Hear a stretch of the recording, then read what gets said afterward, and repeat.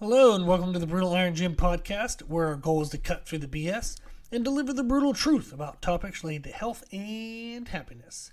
Today's podcast number 1780. The topic is Q&A and the title is Powerlifting Meet Warm-Ups, When and How. We had someone from our live monthly programming service recently compete. They follow the powerlifting program. They followed the program completely. That's exactly what they did exclusively. They competed and did great. So that's very exciting. Very happy for them. They set 2 state records, one in the squat, one in the bench, and they got first place in their division. So awesome. That's kind of exciting. It's fun, being that I write the programming, that it's fun somebody can follow the program from, start to finish, from training for general strength, technique learning, all the way to competition, and actually do well enough to set state records. So I was very happy for them. They were very happy. So very successful. Happy. Now, as part of the live monthly programming service, subscribers can ask questions anytime they want. Everyone gets access to a 24/7, totally live Google Doc. It's a Q&A document.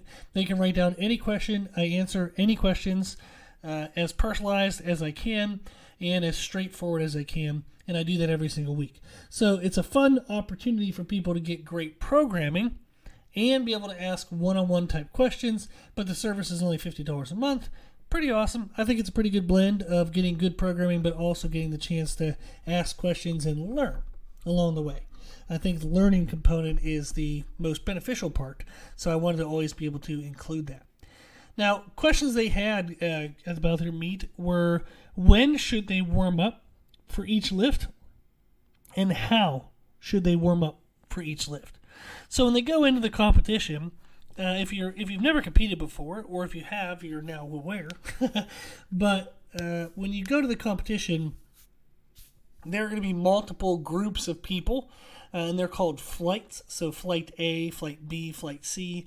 The amount of people per group kind of depends on the size of the meet. Sometimes it can be 8 people, sometimes it can be 12, 14. Kind of depends on the size of the meet. But there's a group of people. They're typically going to be grouped together based on strength levels. So that way the weight changes on the bar aren't so extreme. So you're going to have Flight A is typically going to be the people with the lowest openers. Flight B is then maybe, the second group of lowest. Flight C, you're getting to heavier openers. If there's a Flight D, that's probably the heaviest people with the openers. But that's tend to be how it's structured. Now, Flight A will do all 3 squat attempts, and then they take a break. Flight B does all 3 squat attempts, and then Flight C takes all 3 squat attempts, and then if there's a D, Flight D, then Flight D would do all of theirs. So that means Flight A, you're going to do all your squats, and then you're going to sit around for like an hour and a half. Then you're going to do all your benches, you're going to sit around for an hour and a half, then you're going to do all of your deadlifts. So the question of when should you warm up is, okay, if I know I'm supposed to squat, when do I start practicing my squat? When do I start warming up? Well, if you're in Flight A, that's going to be the hardest one because there's no signal that you're going to see from the other flights that makes it easier to understand. In general, most meets, I'm going to just go with some generalities here, but they're going to say they're going to start at 9 o'clock. They're full of shit. They're never going to start on time. So they're going to say they start at 9, but then 10 minutes before 9, they're going to say, we'll be starting at 9:10 or 9:15 because stuff runs late, and if you're a promoter of a meet, you are well aware that there's absolute chaos. So things tend to start a little bit late. One of the other components I absolutely hate about Flight A is they have a competitors meeting that's pretty much right when you should be warming up. So it's absolutely annoying as shit. Can't stand it as a coach. Hate it. But they have these damn meetings when my client is supposed to be warming up. So you either have to prepare them, do movement preparation, get them warmed up, get them loose, and then they stand around for 10 minutes listening to BS. It's like, if you don't know the rules by now, you probably should have showed up. But I do understand why they go over the rules. It's just really long, boring, and it's frustrating because it's right in the dead center of when my client should be warming up. But they have that meeting at, say, 8:30, but they don't start until 8:35 or 8:40. They talk for 10, 15 minutes when it could have been 3 minutes, and then they're like, hey, we're supposed to start squatting in 8 minutes. Yeah, right. They're not going to be able to warm up. You can't warm up a squat and then stand around for 15 minutes, listen to BS, and then expect to go squat damn near your max. So what tends to happen is I'll have my clients stay calm, don't get too antsy, wait till after the competitors meeting. Then I have them do movement preparation, and I'll go over what that is in a second. It's like 3, 4, 5 minutes of just bodyweight style movements or light movements to just help open up tight muscles. And then we'll get under the bar. I then go to the head judges and people and say, like, hey, we just got done with the competitors meeting. They're supposed to be squatting in 12 minutes. Can we have more time to warm up? So I'm probably the reason why the meet's delayed because I asked for more warm-up time. But I don't want my clients getting hurt trying to rush through anything. So that's a little bit of chaos. But if you're in Flight A, it is frustrating for squats. I would typically wait until after the competitor meeting to start getting under the bar and start getting warmed up. Or maybe you can do a little bit of loosening movements, get under the bar, just empty bar, squat a little bit, then go to the competitors meeting, but then you have to kind of redo that a little bit.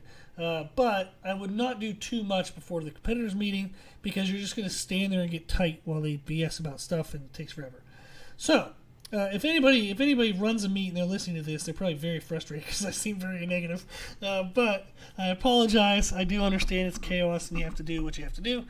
It's just challenging as a competitor or a coach because that Flight A is really poorly structured and set up. But I've never been to a meet where the meet promoter hasn't been supportive about giving extra time if needed, and or the meet promoter hasn't been busting their ass to try to get everything done on time. So I do, and I did have negative, like aggressive language there, but the meet promoters have all been awesome. And I've been to, small local meets, been to national level meets, and everyone's always been awesome. If they're putting on a meet, it's because they absolutely love the sport, not because they're making a ton of money out of it. For the amount of time they have to invest, the amount of effort they have to invest, they get pennies. So they definitely are giving to the sport. They love the sport. They're very supportive people. They will help if you communicate with them what your needs are.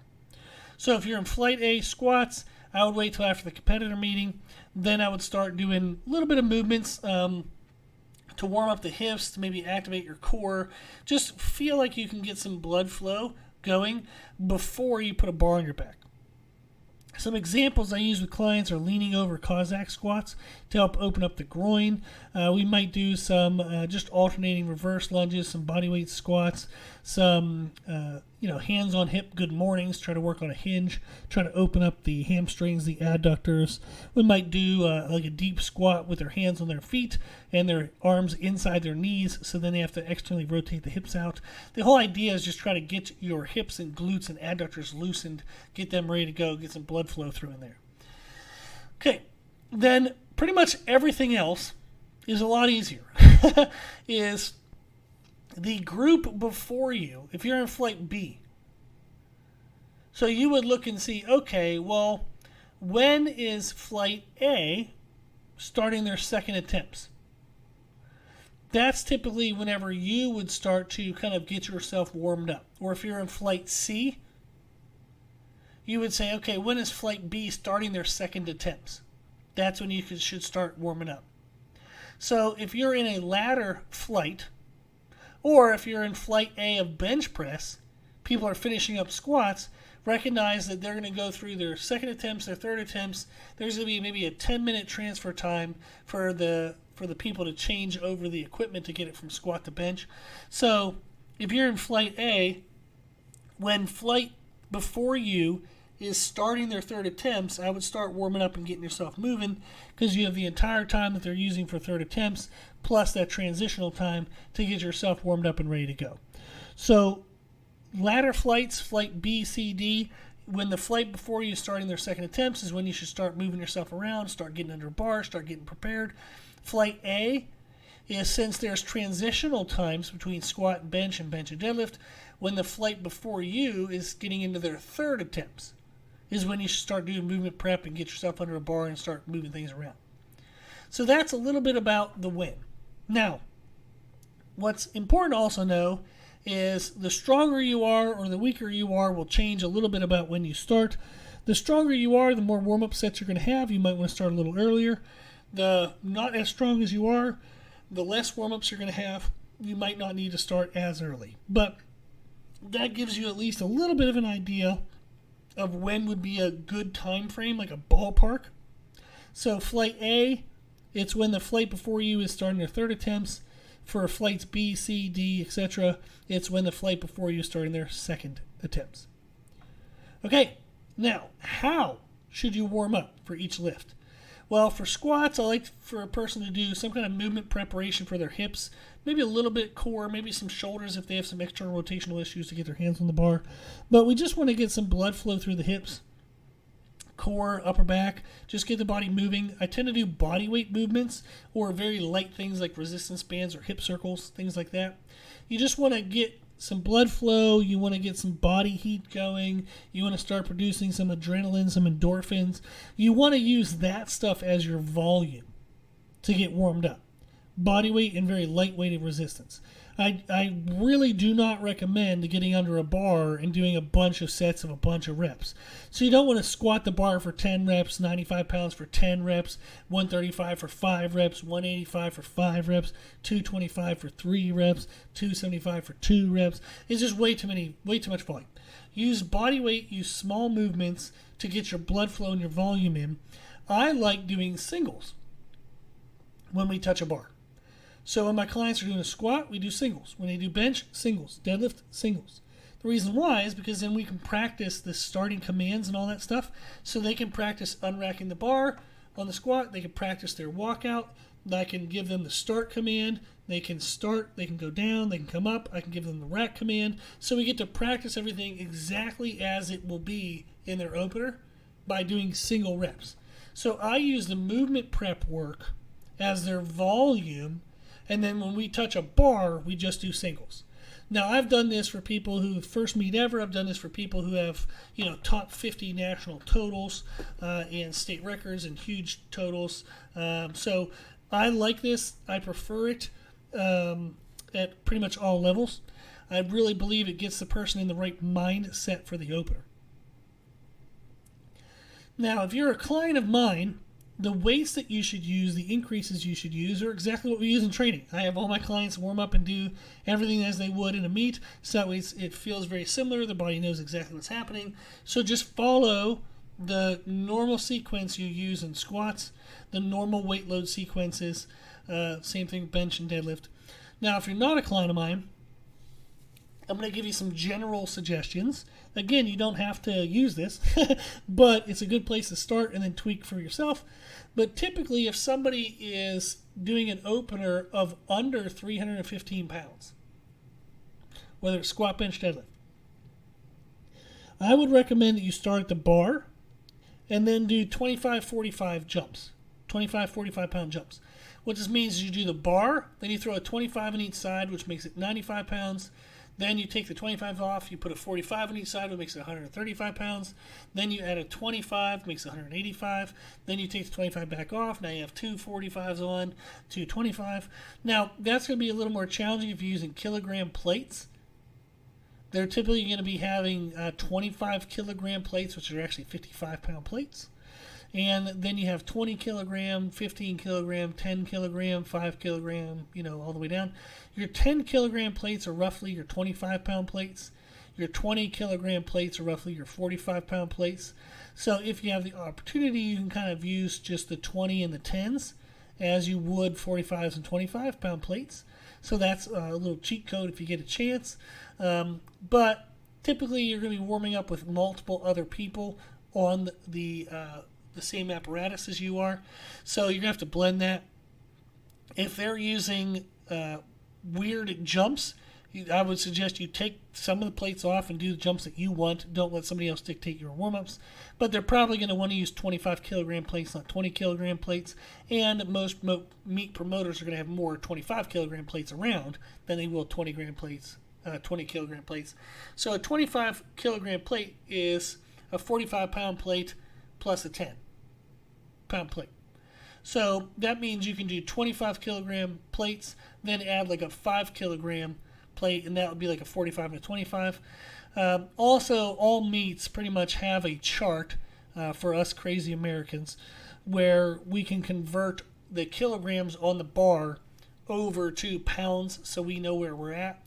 But I would, as much as you can, try to mimic the jumps that you use in your training in kilograms. So you might have to do a little bit of math. You might have to practice a little bit.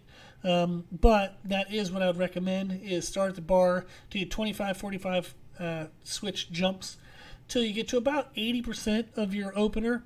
Then you want to do a single around 85% of your opener, then 90% of your opener, then 95% of your opener. So an example, if somebody has a 275-pound opener, they might do the bar, then 95 pounds, 135, 185, 225, then 250, and then go do their opener 275. If you're stronger than 315, I would start at the bar, do 45-pound jumps until you get to 80%, then do a single at 85, 90, 95. So for example, with a 450-pound opener, you do the bar, 135, 225, 315, 365, 405, 425. So again, if your opener is under 315 pounds, I would start at the bar and make 50 to 40 pound jumps. Okay? Till you get to 80% of your opener, then do a single at 85% of your opener, 90% and 95%. Plus or minus a few pounds here or there in the transitions of kilograms and poundage. But if your max is over 350, if your opener is over 315 pounds, I would do 45-pound plate jumps. So that's going to be roughly about 90-pound jumps till you get to 80%. Then you're going to do 85 for a single, 90% for a single, then 95 for a single. And those are percentages of your opener, not your 1 rep max. Percentages of your opener. Now, everything I just said can change per client, but it gives you an idea of what to do. So if you write down your opener, think of, okay, if I start at the bar and my opener is under 315 pounds, if I do the bar and then if I add, say, 40 to 50 pounds, what would that be? If I add another 40 to 50 pounds, what would that be? If I add another 40 to 50 pounds, what would that be? Do that until you get to 80% of your opener. Then you'd aim for 85% of your opener, 90% of your opener, then 95% of your opener. Okay? So that's roughly how you can figure those out. I tend to do the same for squat, bench, and deadlift. Again, I change it per person. So me personally, for example, on deadlifts, I do not like doing a lot of warm-ups. Last meet I did like a 660, I think, or something for my deadlift. I did 315 for a single, 405 for a single, 495 for a single. Then I just stood there and waited till my turn. I was so amped up and excited and ready to go. I didn't need a lot of warm-ups. But everybody's a little bit different. Some people like to be busy to manage their nerves. I like to stay calm and try not to talk to anyone or do anything, because I have, as good as it might sound, it's also negative, is I tend not to feel in my body when I get amped up for competitions. So I have actually torn a muscle before and not realized it until after the meet, and then went like, holy shit, I can barely walk. But I just have a hard time feeling anything. My adrenaline gets so high that I can't feel my body very well. So I don't like doing a lot because I can start to cramp up, and I feel that the minimum amount is best for me. However, I have other clients where the more they move, the better and better and better they get. So it really is kind of like a play with it, is if you have a good place to start, you see how you feel as you go, and then you just tweak it as you go. So back to the movement prep. I mentioned that for squats, you should do hips and core and maybe shoulders. For bench press, again, you want to do hips, core, and shoulders. But you might want to focus more on mid-back and shoulder mobility to really open up your chest. For deadlift, you want to focus on glutes and hinging at the hips. You want to make sure your glutes aren't tight. One of my favorite stretches for that is crossover leg. Let me look that up. It's on YouTube, so I would really suggest you look this up because it's one of the best glute stretches that myself and clients have said. So you can go on to YouTube type Brutal Iron Gym cross-legged, Legged, glute stretch. Okay?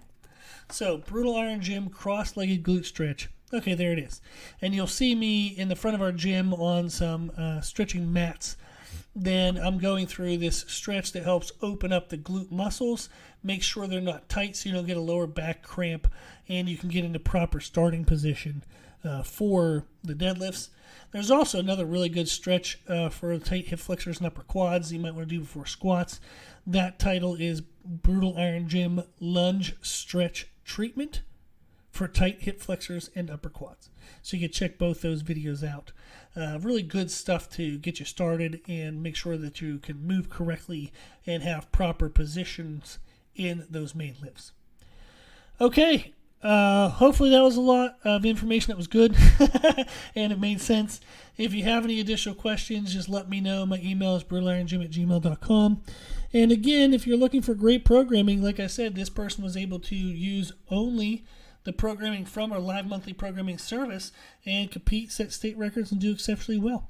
So it's all in the program, tons of information in there, as well as great workouts, great exercises.